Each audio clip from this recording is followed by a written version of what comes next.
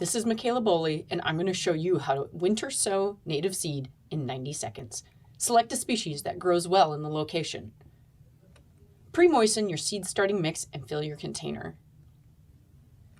Use 3 teaspoons of cheap all-purpose sand. Add 1 teaspoon of your native seed and give her a swirl.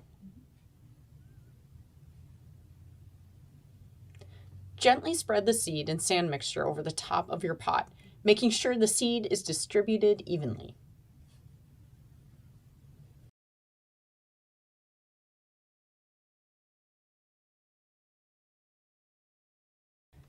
Use a pencil to write a label with the plant name and the date the seed was sown. Markers will fade. Fill a solid bottomed container with about 1 inch of water and let pots soak. Watering from the top down will displace your newly sown seeds.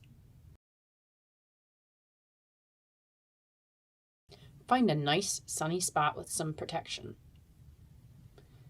Use a cage or upside-down plant tray that will allow natural rainfall, but protect your pots from critters.